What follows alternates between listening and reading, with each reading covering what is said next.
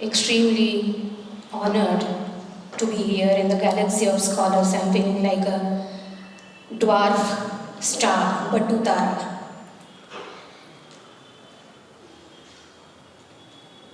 I would like to extend my thankfulness to the organizers, ICHR, as well as the Mythic Society for giving me this opportunity to present my small work in front of you. And I would also like to express my deep gratitude towards Dr. Jamkhedkar sir for his invaluable guidance.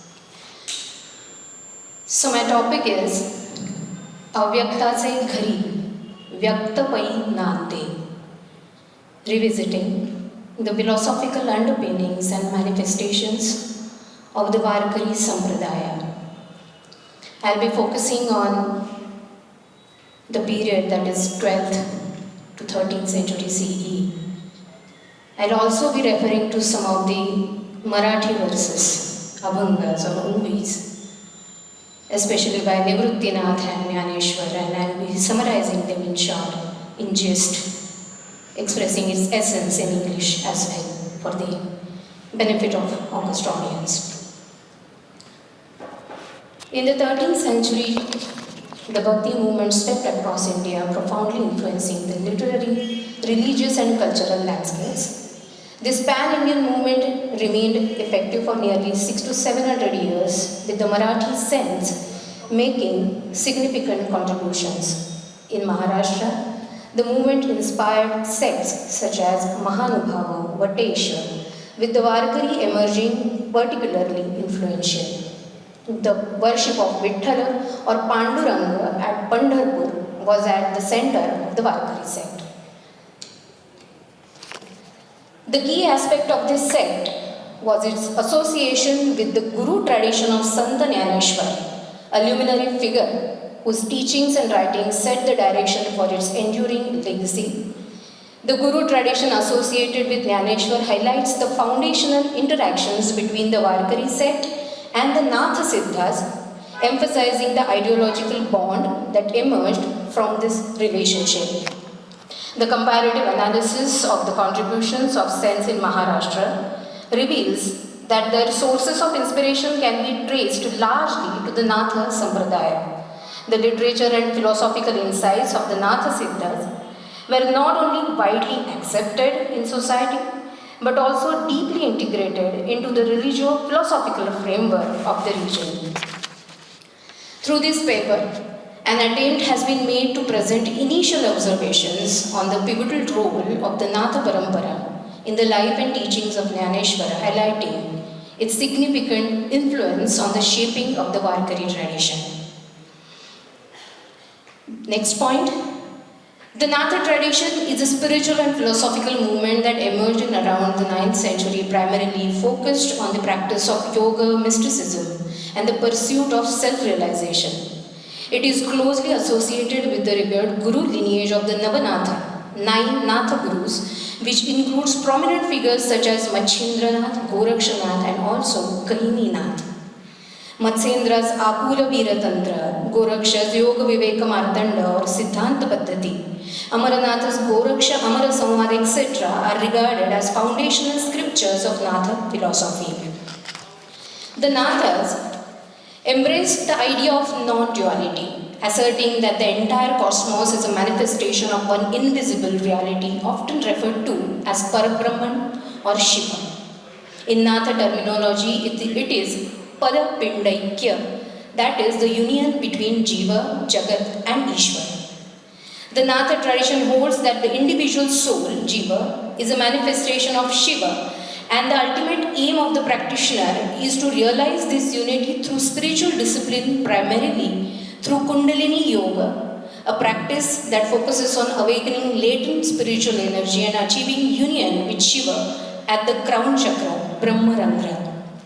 The philosophy emphasizes the transient nature of the material world, Maya, encouraging practitioners to detach from worldly attachments and pursue self-realization through yogic discipline and deep meditation. The Natha tradition promoted a monastic lifestyle of asceticism, encouraging renunciation, that is, nivritti, and detachment from worldly desires. Jnaneshwar, the bridge between Natha and the Warkaris. Jnaneshwar was a disciple of his elder brother Nivrittinatha, who in turn was a disciple of Gahininatha, a follower of Gorakshanatha. Jnaneshwar's Bhavartha Deepika, his commentary on the Bhagavad Gita and other writings, exhibit a profound synthesis of Natha viewpoint and Advaita. His work bridges the practices of the Nathas with the philosophical rigor of Vedanta, bringing forward a comprehensive path of devotion that emphasizes both experiential realization and intellectual understanding. Jnaneshwar often uses vivid metaphors to describe the transient nature of the material world. One of his significant metaphors is the Prapancha Vruksha, or the tree of the material world. In this metaphor, the world is depicted as a tree with its upper portion as the formless Brahma, nourished by the Maya at its root. This metaphor is embedded in both Advaita and Natha philosophy. In Advaita, the world is often described as a fleeting illusion that arises from the one formless reality and which ultimately merges back into it. The Natha tradition, with its emphasis on the illusory nature of worldly attachments and the importance of transcending them, aligns with Jnaneshwar's views. He says, Taisa kriya kira na sahe, tari advaita bhakti ahe, he anubhavachi nave bola aise. It conveys that the true Advaita Bhakti does not tolerate mere mechanical or superficial rituals. Kriya Kira, unity of Jiva and Shiva. Jnaneshwar frequently draws upon analogies to explain the external unity of the individual soul, Jiva, and the supreme being, Shiva, or Prakriti and Purusha. A popular analogy he uses is that of water and waves. The wave, although distinct in appearance, is fundamentally water, just as the individual soul is ultimately non-different from the Supreme Being. This analogy embodies the core tenet of Advaita, the oneness of the individual soul and the ultimate reality, Brahman, represented here as Shiva. The wave may rise and fall, representing the cycle of birth and death, but it is never separate from the ocean, Shiva. The Jiva's perception of separateness is due to ignorance, uses word avidya, and once this ignorance is removed, the unity between the individual and the Supreme is realized. Let's now go further, influence of Sankhya and Vedanta. Jnaneshwar says, Veda Raya Chiya Rajadhani, Sankhya Vedantaca Bhuvani, Nirupanaca Nishana Dhvani, Garjati Tiye. It conveys the significance of Sankhya and Vedanta as central pillars within the vast domain of Vedic philosophy. Jnaneshwar's synthesis of Sankhya and Vedanta can be seen in his philosophical framework, which blends the dualistic cosmology of Sankhya with the non-dual insight. All its complexities as an expression of Brahman, but he also stresses that the true self or Purusha is beyond this world and is one with Brahman.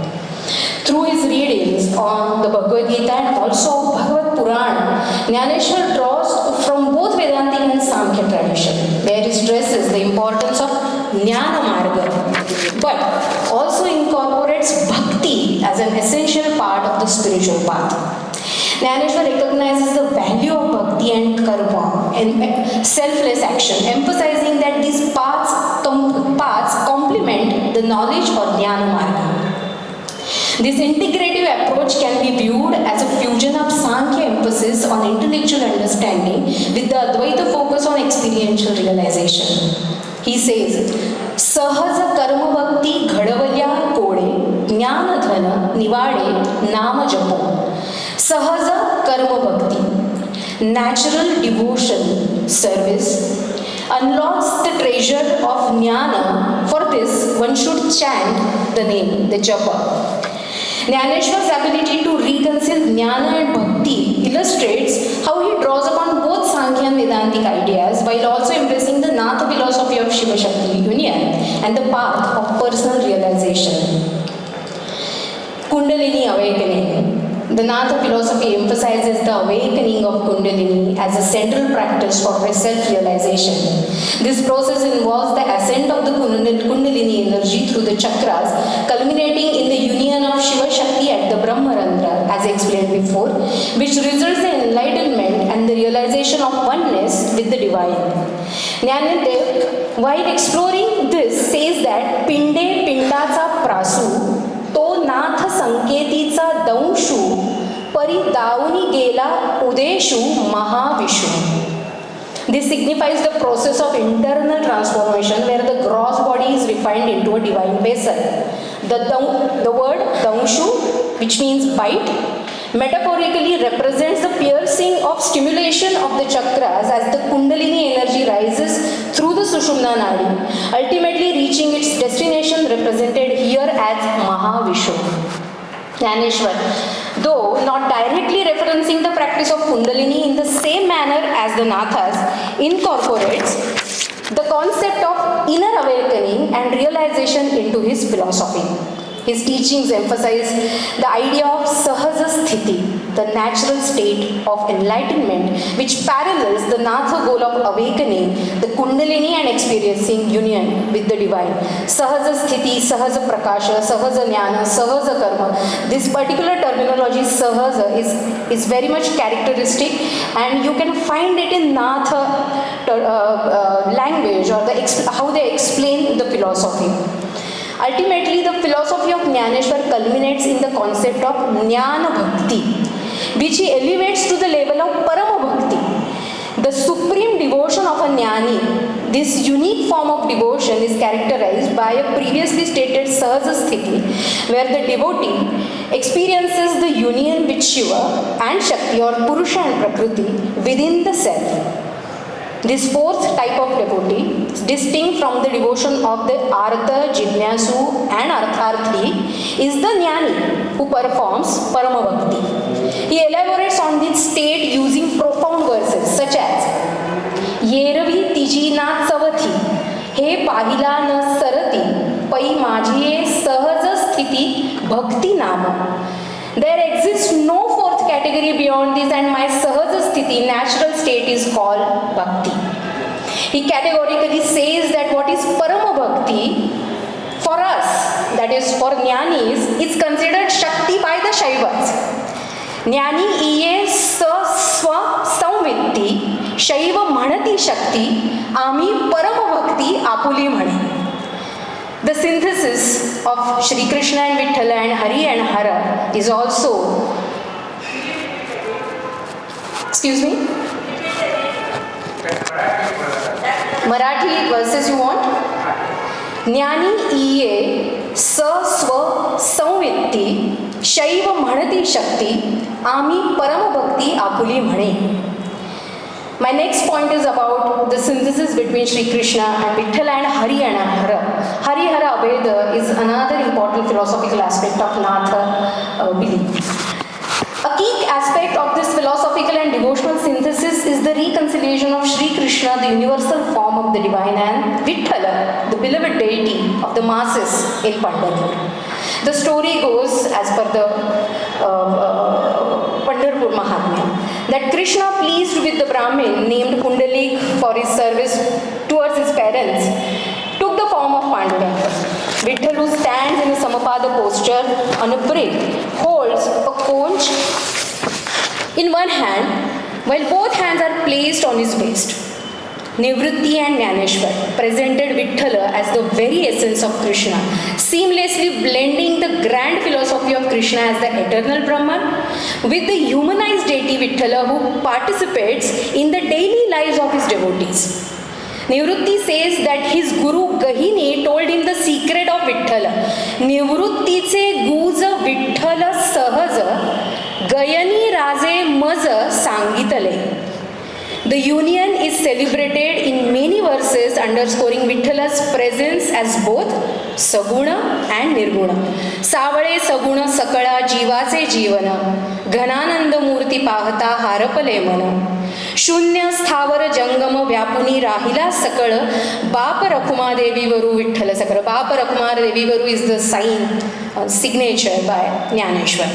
The Saguna Lord, the life of all beings, is seen as a blissful form overwhelming the mind. The Lord Vithala pervades the entire creation, both still and moving. The Harihara Abheda union is a key aspect of Natha philosophy, emphasizing the integration of the Natha and Vithala sects. We find two very interesting verses written by Gahininath, Nivruttinath. पुंडलिकाचे भाग्य वर्णावया अमरी, नाही चराचरी तैसा कोणी. विष्णू सहित शिव आणिला पंढरी, केले भीमातरी पेखणे जेणे. पेखण was one of the Deshi Nrittas, which we can find that mentioned in this particular verse. In another verse he says that Hari Rupa Pai Japa Hari Hara Rupa, Gauliyace Rupa Sahaj Krishna. Again, this Sahaj terminology is here. Nivrutti says that both Vishnu and Shiva appeared together in Pandharpur to honor Pundalika, and one should do the japa of Hari in Hari Hara Rupa. Tradition equates Vitthala's crown to the Shivalinga. Scholars like Sri Mani Granpalwar or Asidere have discussed the association of Vithala and Shiva at length. Now going to another important point, the contribution by Gahininath, Guru of Nivruttinath. The roots of Nivruttinath and Jnaneshwar's Bhakti can be traced back to Gahininath's contributions. While little of Gahininath's writings survive, his teachings transmitted through disciples, especially Nivrutti. Gahininath's time is dated between 1130 and 1200 CE. In the Natha Pantha, Gahininath is regarded, this is very much important, in the Natha Pantha, Gahininath is regarded as the incarnation of Karabhajana, one of the 9 Narayanas. These 9 Narayanas of Atmavidya, namely Kavi, Hari, Antariksha, Prabuddha, Pippalayana, Avihota, Dumila, Chamasa and Karabhajana are mentioned in chapters 2 to 5 of the 11th Skanda of the Bhagavad Purana. They are revered for spreading Vedantic teachings. The Navanarayanas introduced Vedanta into the Bhagavad tradition, interpreting that the termination of Maya, the devotee's attachments to concepts like Brahma, dissolve, leaving only the awareness of Advaita. Through this teaching, the Navanarayanas laid the foundation of the Bhagavata religion. Karabhajana, in particular, described the practices of devotion across different ages and extolled the unique spiritual opportunities of Kali Yuga. He asserted that devotion liberates one from the 3 debts owed to Deva, Pitru and Rishi. Furthermore, he explained that the devotee, free from the bindings of karma, attain all 4 types of liberation: Salokata, Samipata, Sayujjata and Sarupata through devotion to Vasudeva. Karabhajana also emphasized that the supreme sacrifice in Kali Yuga is Nama Sankirtana, the chanting of the Lord's name. Commentator on Bhagavata Sridharacharya interprets that the devotees like Sanaka and Sanandana worship Lord Krishna through sacrificial rituals and the chanting of his name Sankirtana. Since the Bhagavad Gita itself considered a form of Sankirtana and Yajna, Gahininath believed to be Karabhajana's incarnation, later emphasized the practice of Sri Krishna's devotion through Nama Sankirtana. He equated the chanting of the Lord's name to a form of Yajna, solidifying its importance in the Natha tradition. This concept is supported by the verses in the Gita Yajnanam Japosmi, which Nande further validated in his statement Nama Japa Yajnu To Parama. Gahininath, a pivotal figure in the Natha tradition, played a crucial role in shaping the philosophies of Nivruttinath and Jnaneshwar. His teachings harmonized Shaiva Natha philosophy with Bhakti, laying the foundation for the Warkari devotion to Vithala. he emphasized the inseparability of Hari and Hara, bridging Shaiva and Vaishnava traditions. This synthesis influenced the worship of Vithala as both Saguna and Nirguna. By integrating Nath practices with Krishna Bhakti, he provided the ideological foundation for Jnaneshwar's integration of Jnana and Bhakti. My final comments are: the Natha tradition embodied the sages such as Gahini Nath and Nivrutti Nath Jnaneshwar. Nivrutti Jnaneshwar represents a profound synthesis of Yoga, Jnana and Bhakti. Rooted in the principles of Advaita, the Nathas primarily embraced the ascetic lifestyle focused on inner realization and self-liberation. However, their teachings laid the groundwork for the Warkari tradition, which emphasized pravrutti, engagement with the world as a means of spiritual growth and devotion through sahaja karma or karma bhakti. Nivrutti rightfully declares that both the paths of pravrutti and nivrutti are natural. He says, pravrutti nivrutti ya doni sahaja jani vani kaza karuni asati Narayana nama japatachi doni ekatatvi karani sangize guza. He says that both the paths, pravrutti, nivrutti, are same, natural. The followers of pravrutti engage in worldly duties living in society, while the followers of nivrutti practice in seclusion living in the forest. Vani, jani and vani. Jani is in public life. Jana means people. And vana, forest. But both chant the name of Narayana, for he is the one and only supreme principle. In the Warkari Sampradaya, this integration of worldly life with spirituality was crucial, particularly in the shift towards a focus on the Gruhastha life. Over time, even many of the latest santas in the tradition were Grihastha, reflecting a spiritual path that embraced everyday life as a means of devotion. This shift encapsulated the idea that the highest spiritual expression is found not by renouncing the world, but by living within it, ideally with a sahaja bhava. While the Nathas rigorously explored the formless, nirguna aspect of the divine, they also acknowledged the importance of saguna expression and worship, which became central in the evolving Warkari tradition. This underscores the deep connections between the Nathasiddhas, the Bhakti Santa Parampara and Sampradayas, offering insights into the contemporary ideological interaction. As Nivrutti Nathas says, Avyaktace pari vyakta nande. The view is illustrated, emphasizing that the unseen, formless principle becomes manifest in the worldly, form-based life, ultimately leading to spiritual fulfillment. Thank you so much.